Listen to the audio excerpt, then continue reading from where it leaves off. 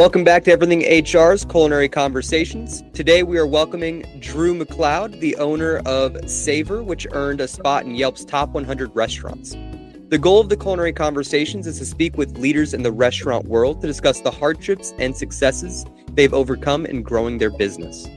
Savour is an award-winning upscale dining experience located in downtown Tallahassee, Florida, known for its seasonally inspired and regionally sourced cuisine. The restaurant offers creative dishes designed to impress even the most discerning food lovers with a chic, inviting atmosphere.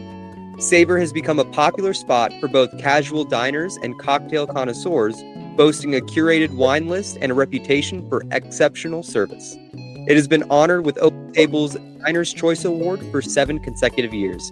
Drew, I'm so happy to have you here. Thanks for having me, man. Well, I look forward to it. Absolutely. And kind of like we said a little bit beforehand, I'd love to know a little bit about your own experience. What was kind of the background that brought you into this fine dining establishment? So it's been a long journey. I've been in the hospitality industry for 45 years. My father was in it down in Miami when I was growing up. He encouraged me and my brother both to never go into this business. But subsequently, as a rebellious teenager, you might say, that's exactly what I did. And I pursued that all through high school, all through college. And then, opportunities came our way. And beginning in 1991, I opened up my first restaurant on my own, and it was more fine dining in nature. It was not a financial success. And we closed it after 7 months. And I think that's an important lesson to learn. Sometimes it's okay to fail fast as long as you're learning from the experience. And I certainly did. My dad worked with me, and I learned probably as much in that short period of time that I might have gotten had I finished my college degree. So in many ways, it was a good thing. But subsequently, I've been an entrepreneur my entire life.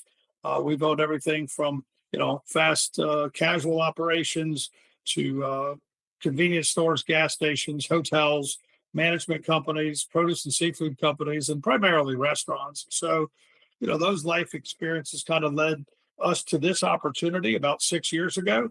I was involved as a partner in a hotel that had been renovated over the previous 7 years. Had an opportunity to sell out of that and did. And then thinking that I would just pursue my consulting, business. My wife thought it might be a great idea to take a look at this property that was right next door to the hotel. And she was right. And it's turned out to be an amazing journey for us as a family and an amazing opportunity for the team that we've been able to assemble over the past 6 years, as well as the guests we get to serve every day. Wow, that's awesome. I really, really like how you kind of represented the entire scope of it. Not saying this wasn't an instant success. You didn't wake up one day and just had all the skills that you needed. You had to overcome failure. You had to overcome multiple obstacles to get to where you are now. What would you say are some of like the really big lessons that you learned from that first 7 month stint with that first business? I think that boils down to the one thing that I think most people understand about the restaurant industry, and it's location, location, location. And quite honestly, I think younger entrepreneurs that are anxious and in a hurry to kind of prove themselves will jump at some things that are probably not ideal. I was even told by my mentor at the time, I wouldn't do this. And, I defied him, and he was proven to be correct, 7 or 8 months later. But I think the reality was that I wanted to jump in there. I wanted to see what I could do on my own without other partners or investors. And, again, failing fast was probably smart. But I think the amount of things that I learned in that very short period of time and how to manage people, what was important to the team, what was important to the community, because I really connected with the community. The follow-up story to that is it was in Quincy, Florida, about 25 miles, west of Tallahassee. And I developed relationships there that propelled me to the next level. And so that probably was as important as anything. I was literally bankrupt, but people believed in me enough to show some grace. I worked over the next 5 years. We opened up a new place in 92 that turned out to be a huge success. And I stuck with them. They stuck with me. And as a result, we continue to do business to this day, 30-something years later. So I think the lesson is just being, having the integrity of business so that future opportunities, when they come along, people will still trust you. Mhm. So Gotcha. Yeah, that's awesome. And then I really am curious, how exactly what is it like leapfrogging or kind of like transitioning from one vehicle to another when it comes to the business route? Like that's just a really unique kind of way.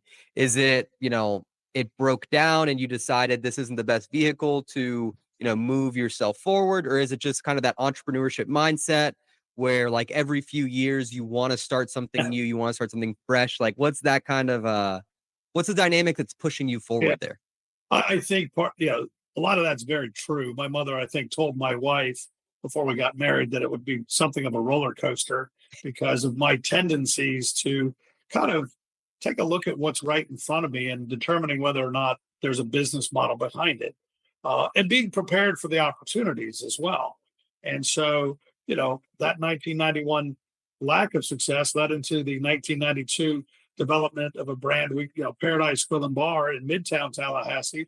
That was an iconic bar slash restaurant for 18 years. And that in itself propelled us to do so many other things. We did a place on St. George Island called Finney's Grillside. Finney's Grill and Bar. That lasted for 12 years until we chose to get out. And the other entrepreneurial things. Now I've got restaurants that are 90 miles away and I need produce and seafood. I'm not happy with the product that I'm receiving. Is there any way to build out a produce and seafood company? And we did. Mhm. And so I worked with some of the guys that I met in Quincy, right? That were in the produce kind of space. We developed a business called Paradise Produce, and we started going to Atlanta, sourcing our product and making deliveries all the way down to the coast. So we were kind of taking advantage of the needs that we had and putting that together to turn it into another business model. Once we got into the produce business, I was processing. We bought another restaurant in Panacea, a large restaurant called Angelo's. It was processing a lot of seafood for us. We decided to take some of that processed seafood, send it down to our place on St. George Island, bring it back to Tallahassee. We said, wow, we got this produce truck picking up and delivering seafood as well. So we just incorporated that into the business model out of sheer need.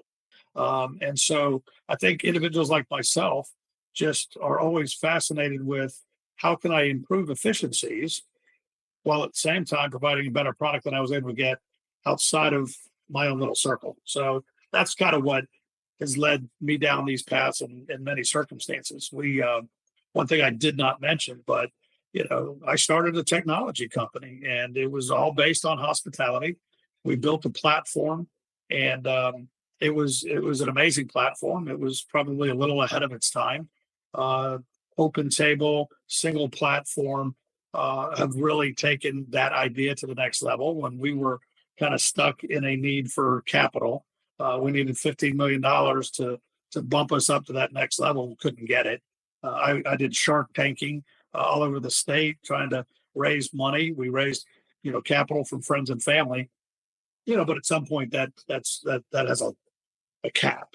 And so I've just always seen things within the hospitality industry as opportunities. And I just love doing it. I love leading and working with, new people and exciting things. But it's exactly like you said. I mean, usually after 4 or 5 years, I'm getting itchy and it's ready to see what's next. Yeah, well, that's definitely the entrepreneurship spirit there, and it's just such a great story there. I also jumped into the IT software industry there, and I also had an issue with capital, and it ended up not moving forward that end. I was trying to go for a human resource information software, focusing on the payroll side, Mhm.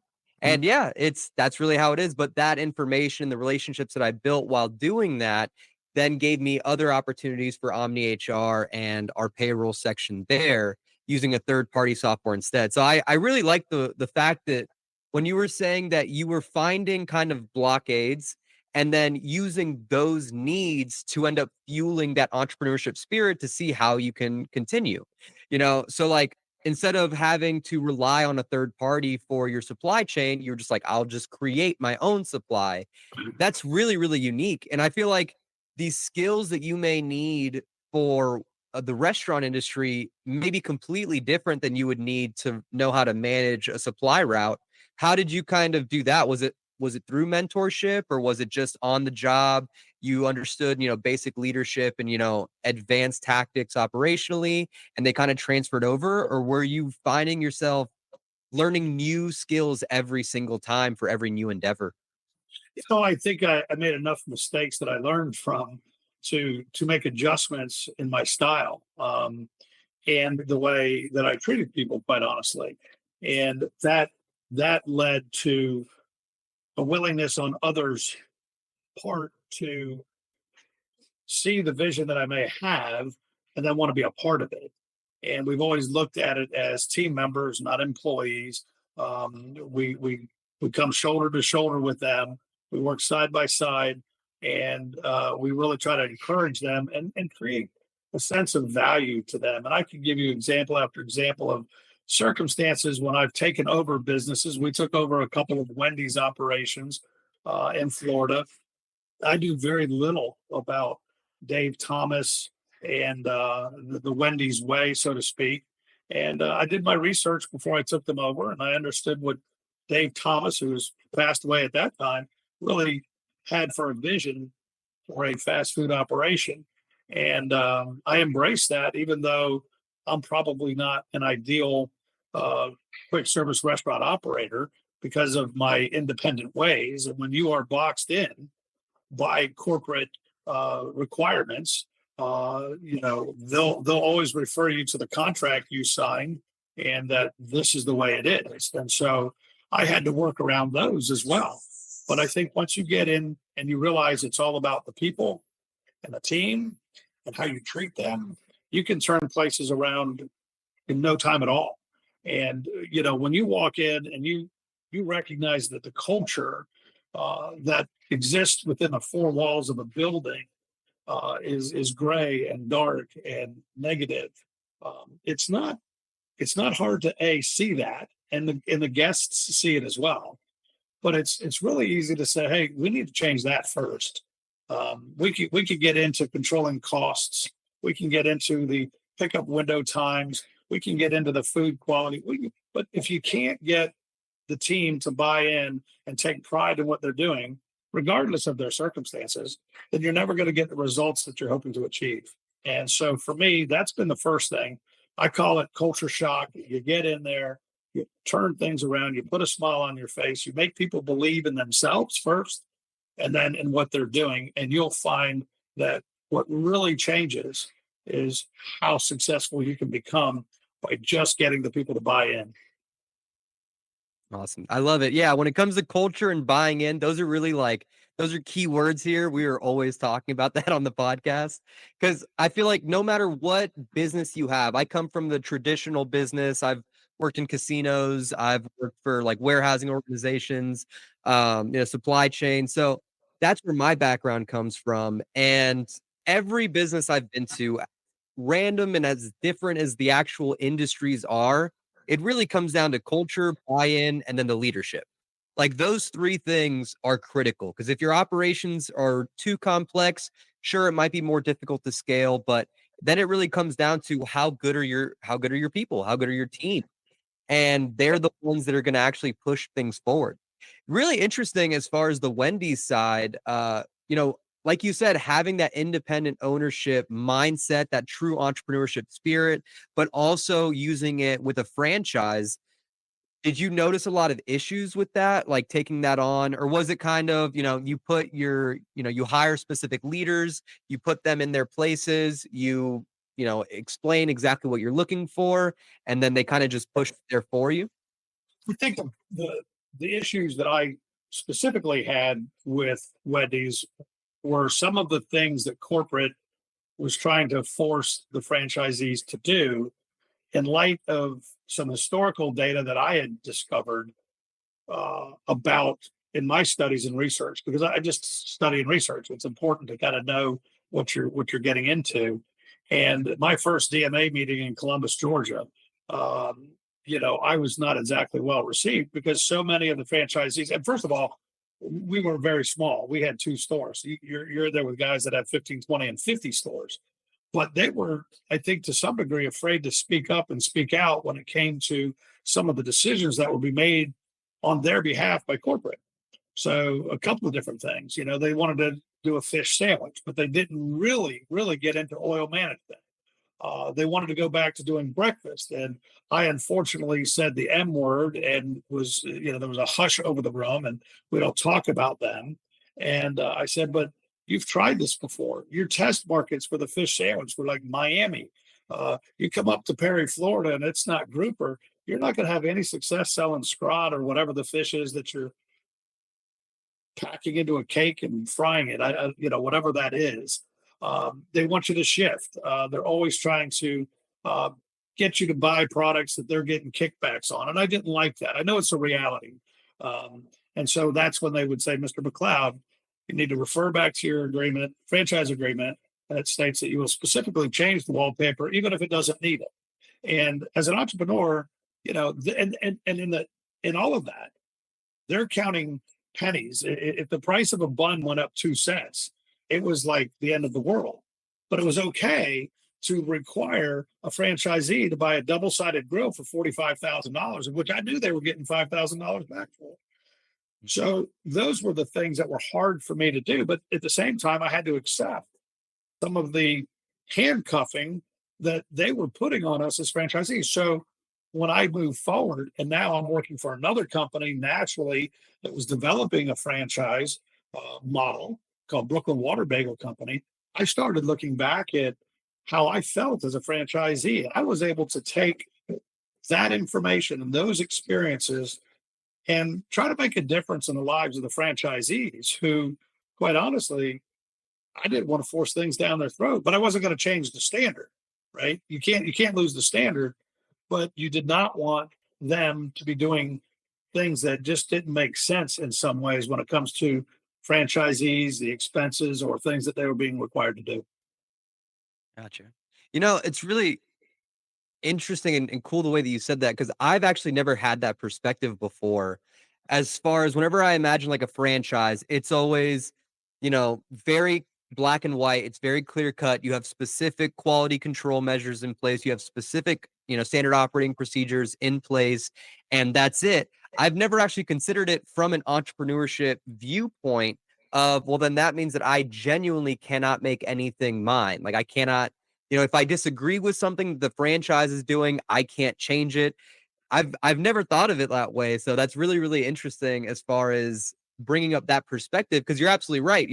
When it comes to a franchisee relationship, it's very, this is what you're doing. You're representing our brand, and that's what we want, and that comes with the pros or the cons, right? Yeah, So all the good changes they make, and then the negative ones as well, you just kind of have to eat it, and you have to just take that hit.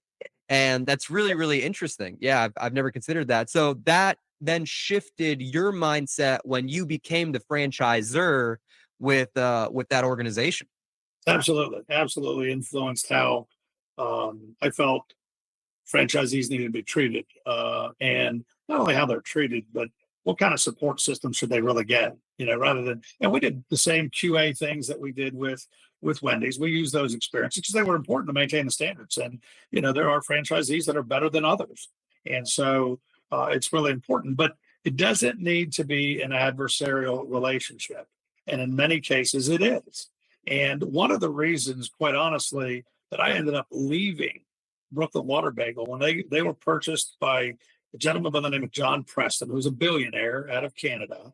And as soon as he came in, right, changes were going to happen because the first thing he did was he hired the CEO, a new CEO that had been with Hardee's.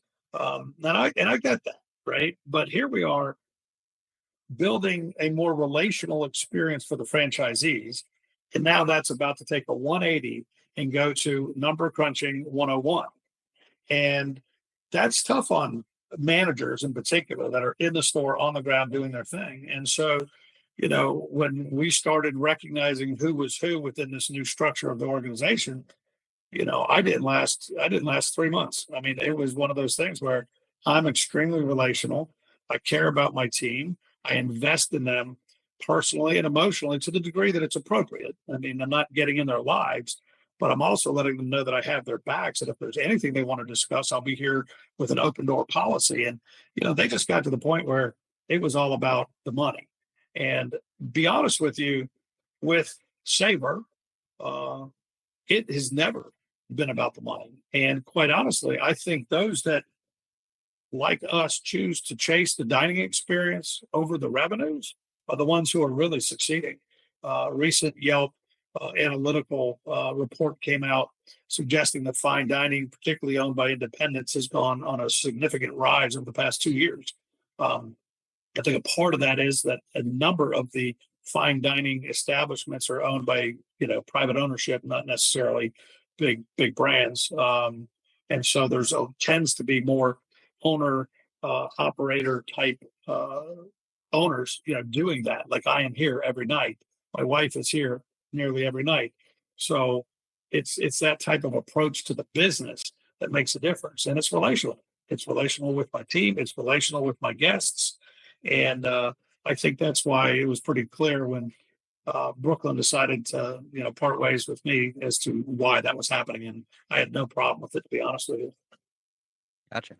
Yeah, that's when it comes to the independent ownership and like that experience, I've really seen that those are the big things. It's either you focus on quality, so quality of ingredients, quality of your service staff, and of that kind of control. The other one, it comes down to relationships. So, what is the kind of environment that you are actually setting for the people coming in? What is their relationship with your restaurant staff and with everyone kind of working together? And then the community, like that level of relationship, like, are you reaching out to them? Are you actually engaging in the community itself? Are you becoming a cornerstone of the community? And finally, it really just comes down to like the food itself. Like, how good is the food? How focused are you on the quality of the food and making sure that everything that comes out of the kitchen is at a very specific and high standard? That's pretty much the general consensus. Like, those few things are what really make a restaurant nowadays. Sure. Like, there's not Yep. much else other than that. So when it comes to Savor specifically, what are you doing that kind of maybe not necessarily makes you stand apart from the rest, but has led to your success? A few things, and you just mentioned part of it. I think it's the dining experience. It's the relationship that we have with our guests. It's how we treat them when they walk in the front door. So many places will have a hostess stand with a host behind the hostess stand. And, you'll walk in and tell them that you have a reservation and, go to they'll take you to the table. We don't. We greet them in front of our hostess stand. And it's either my wife or myself or my general manager. So very specific contact, first contact with our guest, with the ownership, and we seat them, we greet them, we introduce them to the servers. We make sure that they have what they need to have a great dining experience. We treat them like they're the only ones. Um, the other thing is, in terms of standing out, when they watch how we operate each night, sometimes they don't even know who's waiting on them. We have a team taking care of every single table. And they have sections, sure, but there's a table steward. I'm touching the tables. I'm monitoring probably to too great a degree the amount of time between courses, using Open Table, which we're really pleased with. But it allows us to see where they are in the dining experience at a glance at any time. And I can also see in real time what they've ordered. So technology is really playing a role in our ability to connect with the guest. Here's another way. We make notes and their profiles on Open Table all the time. When you walk in and your reservation is under Joe Smith, I know that your wife's name is Mary. I know oftentimes how long you've been married because we make notes. What your favorite drink is, how many times you've been here. We don't say, welcome to Savour. We say, welcome back to Savour because we know you've been here before.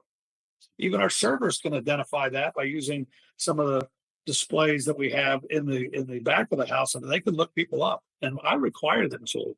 They come into work prepared to work. We talk every single day for 15 to 20 minutes about our food, about our service, and then they're required to make sure their table settings are set perfectly. Then they're required to go to the iPad, research, and understand who the guests are that they'll be serving and why. I specifically align certain servers with certain groups. And that has to do with either the server's ability or the tendencies that I've garnered from the information I've received from the guests. What do they like? They like to sit side by side, not across from each other. Or it's a large group and they like to have specific things. So we work really hard. I think that's the differentiator is every single day I'm investing my time in setting up the dining experience every single night. I spend 2 hours just moving people around, subtle little changes. And then my wife will come in. And if there's a birthday or an anniversary, she'll write a personal note because we know people have options. People can choose to come to Savor or they can choose to go somewhere else. So we're extremely grateful that they chose us and we let them know that. And I think if you read our reviews, I mean, it's hard to maintain 4.8 and higher reviews through all the different social platforms. And we do, but it's not by accident. I tell some of the guests, we're only as good as our last meal. And as far as I'm concerned, tonight, you're my last meal. So how was it? Those kinds of touches at the table. And when we make mistakes, we're able to fix them in the milieu, in the moment to get in there and make sure that, hey, we're imperfect. We know that. And we have gone through some transitions. We have recently had our initial chef and one of the great creator of our content move on for all the right reasons. And fortunately, he developed a protege for us, and she's done an amazing job in this transition. I'm spending more time in the kitchen now, working with her, but that's a scary thing when you lose the guy that's been, kind of, brought you to this place in terms of food quality, and then you're going to lose them after 6 years. But quite honestly, we have worked really hard so that nobody would even know that happened.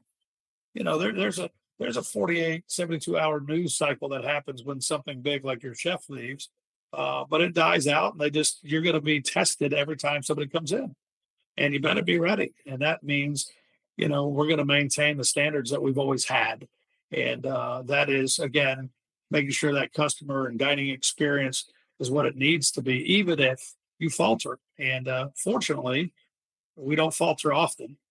But when we do, we're here to make sure that we get it right for the guest. Gotcha. That's a really unique thing about the restaurant industry in general is every day is game day. Like every day you're in front of the customer, every day you are focused. Like when it comes to office work and things like that, like you have days where, I'm checking my emails for like 3 hours. I'm doing whatever, I'm going to meetings that could have just been an email, stuff like that. But when it comes to like being in a restaurant, it comes down to the accountability. How focused is the leadership? How much do they care? Because no one is going to buy in even 50% of what the leader cares. So like if the leader is not, above and beyond in what they expect and what they want the team to do, then no one else is going to. So I really see that in the way that you speak and the way that you act and really like kind of the entire organizational structure, which I'm really interested in about that as well. Can you break down a little bit about the team itself? Like how many team members do you have in the kitchen? What's that like on the day to day, as well as kind of the front end? Sure.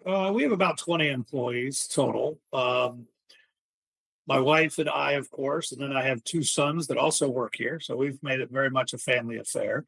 Um, and the back of the house, this is what's always amazed me. We have a limited menu, right? So we're only the 8 entree kind of guy, and 4 side items, 3 salads, and 5 appetizers. I mean, we've kept it simple. And I believe that's because I feel like when you have limited service business like we have. So let's start with the premise of the business itself. We're open 5 nights a week, Tuesday through Saturday, average of 4.5 hours a day. So 4 hours Tuesday, Wednesday, and Thursday, 5 hours Friday and Saturday, 22 hours a week. Generally speaking, we're open 241 days a year. That's because we're never open on Sundays and Mondays. If we do have a request for it, we price ourselves out of that business, quite honestly, or we get buy-in from the team that want to come in and make extra money. But otherwise, we don't open Sundays and Mondays. We close for 10 to 12 days during the Christmas holidays, a full week, 9 days in the summer for a summer vacation. We always take 3-day weekends on Memorial Day and Labor Day. We also take 5 days during Thanksgiving. And we do that because I'm a family man, and I have children that I want to see and be with, family and friends. And I believe that my team has that same desire. Oftentimes, when you're in a college town like Tallahassee, you'll have a staff, front of the house staff, that is primarily college students. And what's going to happen around the holidays? Well, they get out of classes about mid December. They're going to be gone for 2 to 3 weeks. And they're going to prioritize that over working. Because when they get back, if they have the skills, they're probably going to find another job. May not be as good, but they'll go back to work because their parents want them home. Oftentimes, some of the leases in the college facilities close down and they have to leave, leaving them no place to stay. So we decided early on that what we were going to do was value family and time off ahead of chasing revenues, which I mentioned before. The revenues have come in spite of all that, and we've earned the accolades. But now they know that they're going to have that time off. And for the back of the house team members, they have earned paid time off. So generally speaking, those that have been here for any period of time are getting paid for that time off because, quite honestly, if I let them go for 10 days or 5 days or a week, they may have to go find another job, And so I don't want to lose them and lose my investment of training and time that we've put into them. So we make sure that they're feeling good. We give out bonuses to everybody around Christmas time. It's based on how long you've been here. They all know they get X number of dollars per month that they've worked here. That way, everybody gets something. And so for me, it's really a function of that differentiator component of how you treat the team. Now, in terms of the fabrication process in the kitchen itself, we essentially have three cooks. So we have a saute cook, a grill cook, and a garmager. Garmager, of course, is handling salads, cold appetizers, and desserts. Does some plating for some of the hot appetizers coming off the grill, like beef tips or something of that nature. Our cook is instrumental. I mean, you can't have a focus on proteins that are high end like we do and make mistakes. So when you're selling filet mignon and New York strips and ribeyes or whatever, you can't have them coming back. So it's so important that we get our temps right every single time. Quite honestly, we're 99%. It's amazing to me how well we were able to manage that process. And then the saute, obviously, timing everything off the grill, very coordinated. And then we have an expediter, and that's been me in most of the operations I've taken over. I see it as a liaison between the front of the house and the back of the house.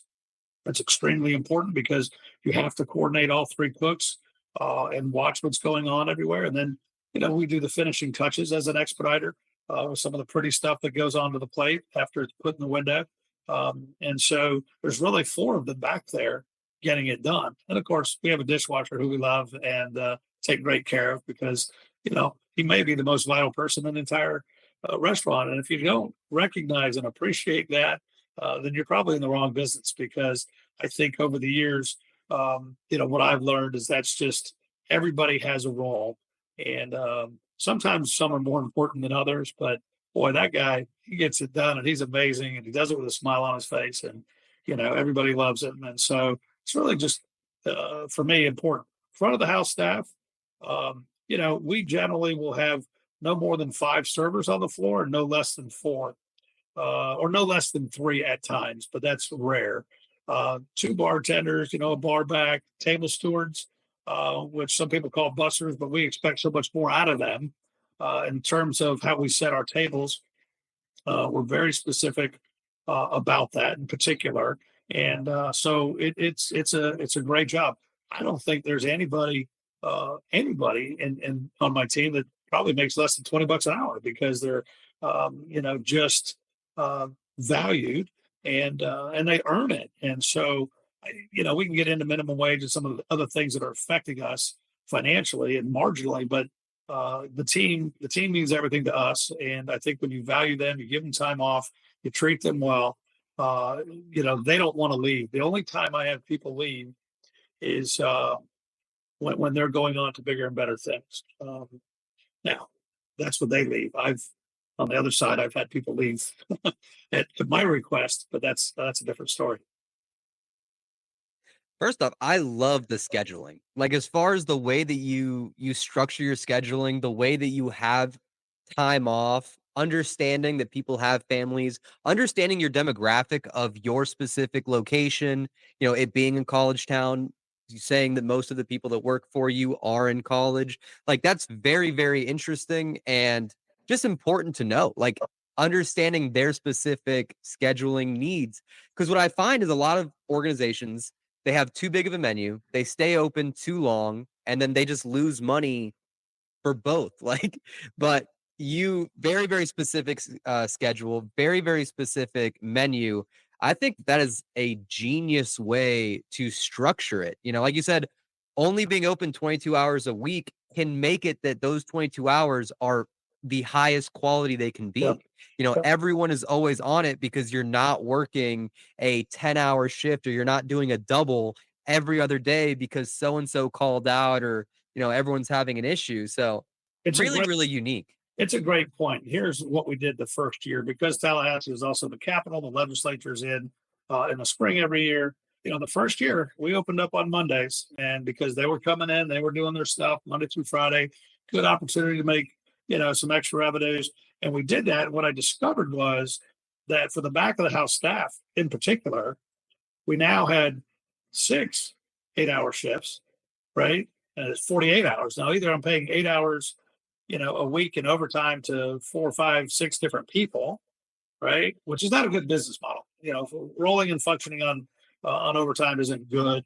Some do it because they have the volume to cover it up. I get it. That's fine. But I realized the next year, I said, okay, well, so then I'm going to hire somebody to help us offset this overtime, because the second year we're going in to do it again. But I can't hire anybody for one day, right? Who's going to work for one day? So I'm going to have to give them 2 or 3 shifts, but then I'm going to have to take more than one shift away from the others. And so these hardworking, dependable, reliable ones that have been working 5 and 6 days a week, now I'm telling them they can only work 3 because I have to bring somebody else on. So I have flexibility in the schedule to prevent me from paying overtime. And guess what? Some of those went and found other part-time jobs. And then that other part-time job said, well, come over here. I'll pay you full-time. And they had one job, not 2. So I realized that I was really shooting myself in the foot trying to open up an extra day. When in fact, if I closed that, I'd be more efficient financially. I'd get everybody the 40 hours they want without having any overtime, very, very little. And they'd be happier because they didn't have to work 6 days a week. They got Sundays and Mondays off, either worship on Sundays and play on Mondays or whatever they chose to do. So it turned out to be probably the best move we ever made on year 3. Now, another thing that goes along with working and taking care of your staff is training your guests. And I don't think enough people do that. And when you talk about 22 hours a week at limited time, and you're not open for certain days, and you don't do to-go orders. I don't do pickup orders. They're like, oh, what do you mean you don't do that? I said, yeah, it takes away from the dining experience here. When you call me at 6:30 and you want a filet to go, and I've got 30 people in the queue already at tables 5 through 7, it's affecting the quality of their experience. So I said, no, I'm not going to do it. I can't tell you how many times DoorDash or Uber Eats calls me to say, hey, we've got a deal for you. I'm like, no, you don't. Appreciate it. I understand it. That's not who I am. Packaging is another thing. Our food doesn't travel as well as it could because it is what it is. It takes away from a fine dining experience when it comes out of a plastic box. All those things kind of affect the way I chose to build out the business plan and model for this particular place. But letting the guests know that you're only open 22 hours a week, that we're not going to be open for. I've had 10 calls this week. Are you open for Thanksgiving? I said, no, I'm actually closed for 5 days. And my team will reopen it on Friday after Thanksgiving. So once the guests know that, they know that we're sold out most nights when it comes to reservations. So you can't call the day of and say, hey, I want a party of 2 at 6:30. I'm like, I can do it at 8:30, right? So after a while, they realize, hey, if I go ahead and go online and make my reservation 2 or 3 days in advance, or a week ahead, if it's a bigger party, I'll get exactly what I want when I want. And so I get over the past 2 years, I've gotten fewer and fewer people being frustrated with trying to get same day reservations or trying to walk in here on a Friday night at 7 o'clock and hoping to get a table. And that's because we've taken the time to let them know, here's the best way to come enjoy what I think is the best dining experience in Tallahassee, if not beyond. Gotcha. That is such an interesting viewpoint, training your guests. I have never once thought of that as like a situation, but you're absolutely right. Like, and you're also right when it comes to changing the perception because fine dining does not really work well when it comes to Uber Eats or DoorDash. You're like, it just, you can't have it. Like it doesn't, like you said, you can't open up a plastic box or a plastic container and be like, oh, fantastic, my wonderful, steak or whatever. Like you're yeah, like that's such a crazy idea that I feel like nowadays specifically is just insane. It's just not something that happens at all. And understanding that the perception is everything. And there's going to be organizations where they do focus on we have to maximize the amount of hours that we're open. We have to maximize the amount of ways that people can engage with us, different ways they can order, different ways that we can serve them. For sure, that definitely works for certain organizations, but you found something that works for you based off of the quality and the perception that you want to give for your restaurant. And that's really, really unique. I feel like nowadays it is not nearly as common to say, like, no, this is the line. This is the level of quality that I want. This is how I want our customers to perceive our food. And it's going to be an entire like evening. It is an entire event to come here. You're not going to be sitting at home watching a Dodgers game or something and enjoying the food. You got to Right. come in, you got to take a second, and you got to really focus on it. I feel like that environment is creating a scenario where people can actually enjoy it at a higher level. Yeah. I think that and I do a fair amount of consulting work. There are two clients basically that you have. One is the operational guy that needs help with, the accounting, the finance, accounting, the costs, inventories, cost controls, whatever it may be, even marketing. Although I'll recommend some people. That's not really my space, but that's a conversation that you have with the individual owners. So that's a one-on-one consulting opportunity when they need to make some change. Sometimes it does address exactly these issues as it comes down to your business model, not just your cost controls, but your model. What are you doing that you shouldn't be, and what aren't you doing that you should be? Those can be very easily defined and then attacked one at a time and knock those things out. But when it comes to speaking to groups, which I do a fair amount of and sometimes prefer to do, whether it's the beer industry or the poultry industry or the League of Cities or the associations, is we talk about culture. We talk about your team. We talk about your guests, your clients. What's important to them? What's important to you? And how do you bridge that fine line between performance and getting a team that is so willing to go to the nth degree, but they're not being called when they're off. I don't know. Have you seen these new little memes or something? I know I'm old and I'm on Facebook and you're on Instagram and Twitter, but or X, but it's this girl Veronica and she's a workplace Yep. employee. And have you seen those? Yes, Oh, I have. They're hilarious. but they're so true. And if you take that example and put yourself in Janet's place, I think that's the manager is usually named Janet, and say, hold on a second. What Veronica's saying is really true. I'm abusing this employee and exploiting their time rather than encouraging and being the example. And I had this issue. I think, quite honestly, there are two styles of management. There's one that is based on fear and intimidation, right? Get it done my way, the highway, get out of here. You're not performing well, push, push, push, go, go, go. Or there's an example and encouragement, right? I'm going to show you how to do it. I'm going to work shoulder to shoulder with you. And I'm going to keep being your biggest cheerleader all the way through because Steve Jobs said this: I don't hire smart people so I can tell them what to do. I hire them so they can show me what I should be doing. So come on, that makes perfect sense to me.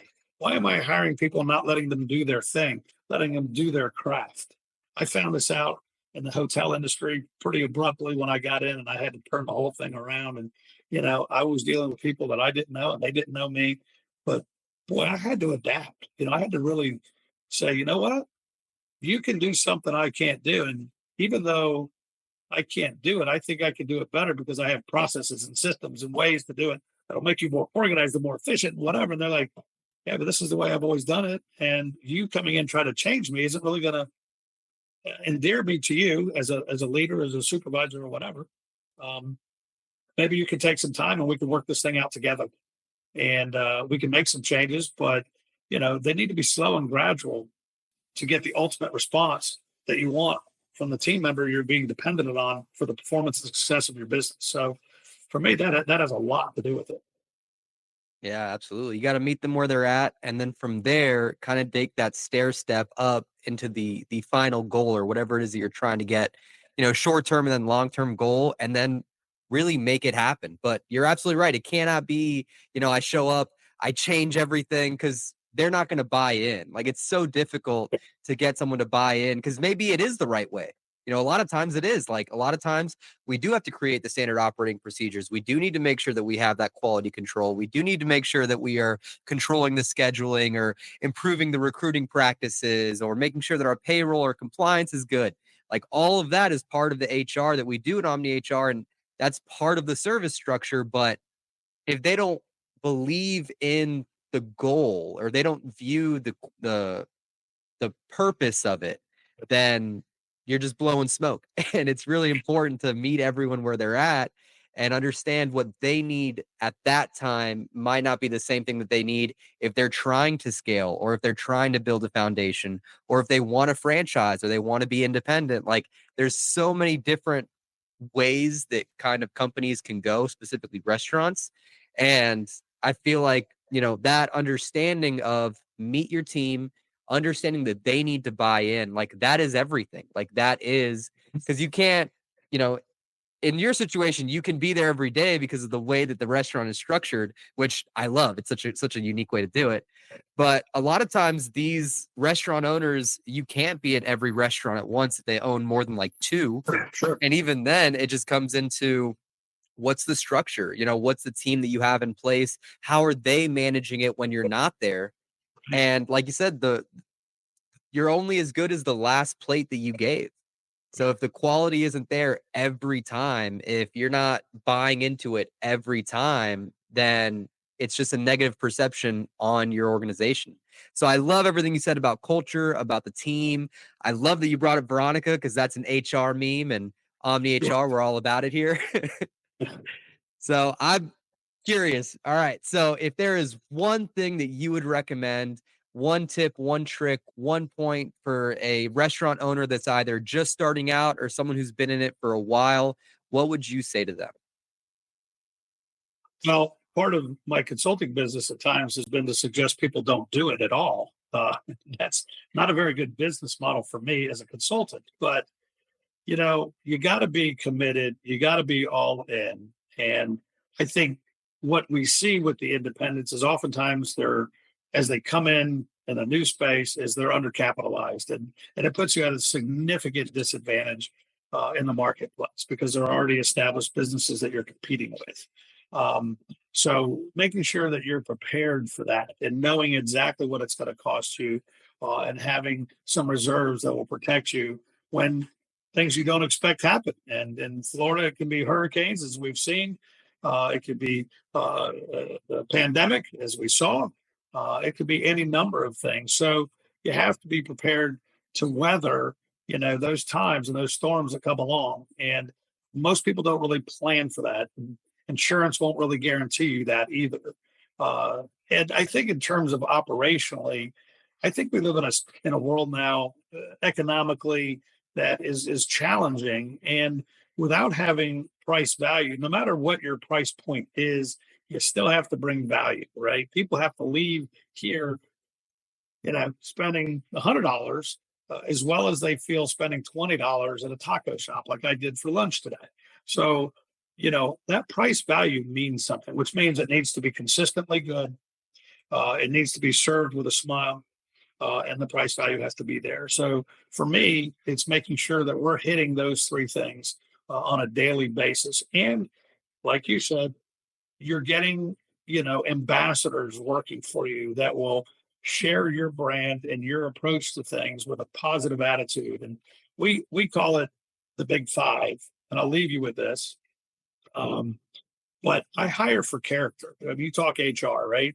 So I'm hiring for character, not for necessarily skill sets. Obviously, that helps, right? You got somebody with some experience. But we sit down, I interview every single person, then I'll pass them off to my GM or my chef or wherever. But we're really looking for people that, first of all, understand hard work. It's the nature of our business. You're not going to escape it in this business. Respect for your fellow team members and respect for your guests, right? That has to happen. Integrity. I'm looking for people that are honest to work for us. They're managing our assets. So I have to trust that when I'm not here or my back is turned, that I have people that are honest and will do the right thing even when no one's looking. Fourth thing is dependability. And dependability is the number one reason I lose people, whether it's family life, my car broke down, or college got in the way, or a relationship. It happens. Life happens. I get it. But it is the number one reason that I tend to lose staff members. It's because they no longer are dependable, and I can't trust that they'll fill the commitment that I need to have them on the schedule for. And the last thing is a positive attitude. I need people to be my ambassadors to kind of share, the joy that comes with working in an environment that really values them. So, I want to see smiles on everybody.